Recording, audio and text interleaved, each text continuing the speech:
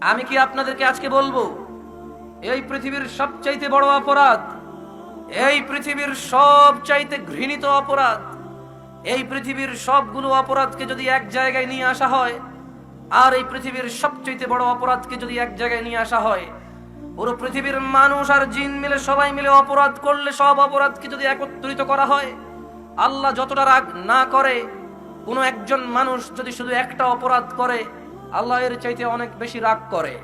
বলুন তো সেই অপরাধের নাম কি? আমাকে একটু বলুন তো ওই অপরাধের নাম কি যেই অপরাধ করলে আল্লাহর ক্ষমা করে না? নাম কি বলেন তো? মাশাআল্লাহ, অনেকদিন পরে হলো একটা স্টেজ পাইছি যেখানে কিছু মানুষ বলতে পেরেছে। মানুষ সব অপরাধের নাম জানে, পৃথিবীর সবচেয়ে বড় অপরাধ, এই অপরাধের মানুষ নাম নিয়ে চর্চা করে না, এই অপরাধ নিয়ে মানুষ ভাবে না যে কি এমন অপরাধ যার রবকে রাগিয়ে দেয় চূড়ান্ত ভাবে। কি এমন অপরাধ রহমানের রহম কাজে দেবে না? কি এমন অপরাধ যা গফুরুল ওয়াদুদের ক্ষমার স্নেহকে ছাড়িয়ে যাবে?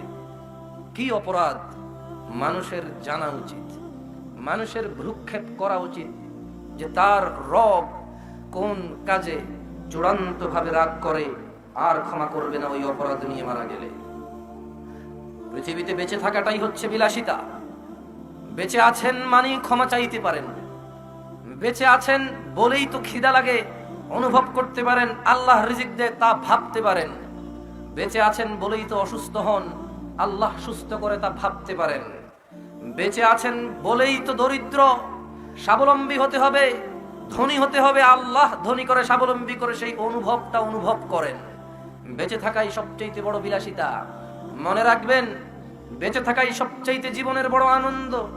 কারণ বেঁচে আছেন বলেই ক্ষমা চাইতে পারবেন, বেঁচে আছেন বলেই ক্ষমা চাইতে পারবেন, বেঁচে থাকলেই দুটা সিজদা বাড়তি দিতে পারবেন, বেঁচে থাকলেই 2 ওয়াক্ত সালাত বাড়তি পড়তে পারবেন, বেঁচে থাকলেই 2টা মানুষকে 2টা উপদেশ দিতে পারবেন, বেঁচে থাকলেই আল্লাহর নাম, আল্লাহর ধ্বনি গুঞ্জে উঠবে আপনার হৃদয়ে, আপনার মগজে, বেঁচে থাকলেই আল্লাহ এবং রাসূল প্রেমে নিজেকে মাতিয়ে রাখতে পারবেন।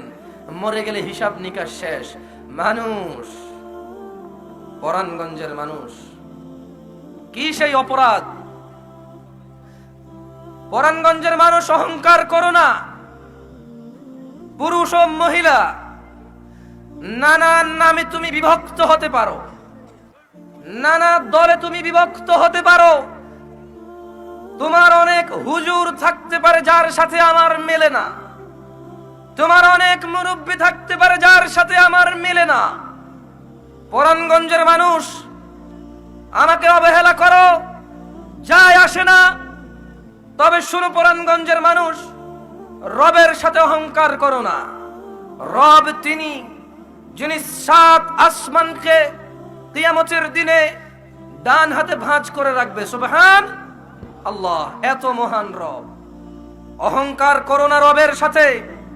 পরাণগঞ্জের মানুষ শুনো, আমি টেনে গানের মতো কথা বলি না, আমি মানি তুমি আমার কথা বোঝো না, আমি মানি তোমার কাছে মনে হয় আমি রাসূল প্রেমিক নই, আমি মানি তুমি এমনটা ভাবো, তাই ওয়াজ শুনতে আসো না, মাহফিল শুনতে আসো না, তাই তুমি কথাকে অবহেলা অবজ্ঞা করো। পরাণগঞ্জের মানুষ, তোমাকে অনুরোধ করে বলি, অহংকার করো না। ওয়াজ কে করছে দেখার বিষয় নয়, ওয়াজ কার করছে দেখার বিষয়। পরাণগঞ্জের মানুষ, যে যেখানে আছো, আমার আওয়াজ যার কাছ পর্যন্ত যায়, সবাইকে অনুরোধ করি বলি, স্টেজে আসতে হবে জরুরি নয়, জরুরি নয় আমার সামনে বসতে হবে। আমি আমার সামনে কয়জন বসে আছে ওর পরোয়া করে কথা বলি না।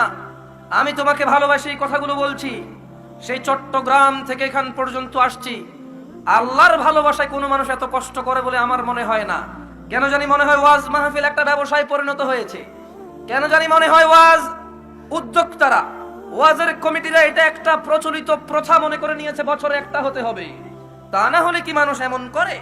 1 ঘন্টার ওয়াজ শোনার জন্য লক্ষ লক্ষ টাকা ব্যয়, 1 ঘন্টার ওয়াজ করার জন্য হুজুর 30 ঘন্টা গাড়িতে চড়ে আসে। এত কষ্ট কি আসলে মানুষ আল্লাহর জন্য করে, নাকি মানুষের কোনো স্বার্থকতা আছে? আল্লাহই ভালো জানে। পরাণগঞ্জের মানুষ, লোকমান হাকিম তার ছেলেকে বলেছে, হে আমার ছেলে, হে আমার ছেলে, হে আমার প্রিয় ছেলে, আদরের ছেলে, লা তুশরিক বিল্লাহ, তুমি আল্লাহর সাথে শিরিক করো না। ইন্নাশ শিরকা লাযুলমুন আযীম, হে আমার ছেলে জেনে রাখো নিশ্চয়ই শিরক সব চাইতে বড় অপরাধ। তিনি সাল্লাল্লাহু আলাইহি সাল্লাম বলছেন, আমি কি তোমাদেরকে বড় কবিরা গুনাহগুলো সম্পর্কে জানাবো? আমি কি তোমাদেরকে জানিয়ে দেব কোন কোন অপরাধগুলো সবচাইতে বড়? আমি কি তোমাদেরকে জানিয়ে দেব কোন কোন অপরাধগুলো সবচাইতে বড়? ক্বালু বালা ইয়া রাসূলুল্লাহ সাল্লাল্লাহু আলাইহি ওয়াসাল্লাম। সাহাবারা বললেন, জি রাসূল সাল্লাল্লাহু আলাইহি ওয়াসাল্লাম, আপনি আমাদেরকে জানিয়ে দিন। জনাবে মুহাম্মদুর রাসূলুল্লাহ উদওয়াতুনা হাবিবানা রুসুলানা মুহাম্মদ সাল্লাল্লাহু আলাইহি ওয়াসাল্লাম বলছেন, ক্বালা আল ইশরাকু বিল্লাহ, ক্বালা আল ইশরাকু বিল্লাহ, মানুষ জেনে রাখো পৃথিবীর সবচেয়ে বড় অপরাধ হচ্ছে আল্লাহর সাথে শিরিক করা। মানুষ জেনে রাখো পৃথিবীর সবচাইতে বড় অপরাধ হচ্ছে আল্লাহর সাথে শিরিক করা। উকুকুল ওয়ালিদাইন, এবং পিতামাতার অবাধ্য হওয়া। যুবক তুমি জেনে রাখো রাসূল সাল্লাল্লাহু আলাইহি সাল্লাম বলছে, এই পৃথিবীর সবচাইতে বড় অপরাধ আল্লাহর সাথে কাউকে অংশীদারিত্ব করা, আল্লাহর সাথে কাউকে শিরিক করা, এবং তারপরে সবচাইতে বড় অপরাধ হচ্ছে নিজের বাবা এবং মায়ের অবাধ্য হওয়া। হ্যাঁ, তোমাকেই বলছি, তোমার ওই কৃষক বাবা যে তোমাকে পড়াশোনা করিয়ে ডাক্তার বানিয়েছে, ইঞ্জিনিয়ার বানিয়েছে, যার যৌবন শেষ করে বিদেশে কাটিয়ে তোমার অন্ন আহার বস্ত্রের ব্যবস্থা করেছে, তোমার মায়ের ইজ্জত যে রক্ষা করেছে, তোমার ওই বাপটার কথা বলছে আমরা। তোমার ওই মা, যে মা হাত না ধুয়ে তোমাকে এখন খেতে দেয় আগের মতো করে, যেমন আগে দিত। তোমার ওই মা যে গোসল না করেই তোমার পাশে বসতো আগের মতো করে। তোমার ওই মা যে তখন তোমাকে কুকুরে কামড়াবে তাই তোমাকে আগলে রেখেছে, পুকুরে নদীতে পড়ে ভেসে যাবে তাই তোমাকে আগলে রেখেছে। তোমার ওই মা ক্ষুধার যন্ত্রণায় তুমি কাঁদতে দৌড়ে গিয়ে দুধ খাইয়েছে। তোমার ওই মা লজ্জা পেয়েছিল, অলরেডি তোমার 4টা ভাই বোন আছে, তোমরা অভাবের সংসার, তুমি তোমার মায়ের পেটে এসেছিলে, তোমার মা লজ্জায় আঁচল দিয়ে পেট ঢেকেছিল। তোমার দাদি শুনলে, এই এখানে কথা কিসের? তোমার ওই মা যে তোমার দাদির ভয়ে পেট ঢেকে রেখেছিল, যাতে কেউ বুঝতে না পারে তুমি পেটে আছো। তোমার নানি, তোমার মায়ের চাচি, জেঠি সবাই বলেছিল, জুলাইখা আমি একটা ডাক্তার চিনি, 3 দিন ওষুধ খেলে চলবে, তোর এই পেট উঁচু থেকে নিচু হয়ে যাবে, তোর এই গর্ভপাত হয়ে যাবে, তুই সর্বনাশ থেকে বেঁচে যাবি, অভাবের সংসার আরেকটাকে কোথা থেকে খাওয়াবি। তোমার এই মা, তুমি পেটে এসেছো, খেতে পাইনি, কাজ করেছে, তোমাকে প্রসব করেছে। ওই মা যার কথা শুনে তুমি ভ্রুক্ষেপ করো না, যে তোমাকে কিছু বললে তুমি মর্যাদা দাও না, যে তোমাকে না করলে শোনো না, আদেশ করলে মানো না। তোমার রাসূল মুহাম্মদ সাল্লাল্লাহু আলাইহি ওয়াসাল্লাম বলেছেন, পৃথিবীর সবচেয়ে বড় অপরাধ আল্লাহর সাথে শিরক করা, ওয়া উকুকুল ওয়ালিদাইন, নিজ বাবা এবং মায়ের অবাধ্য হওয়া।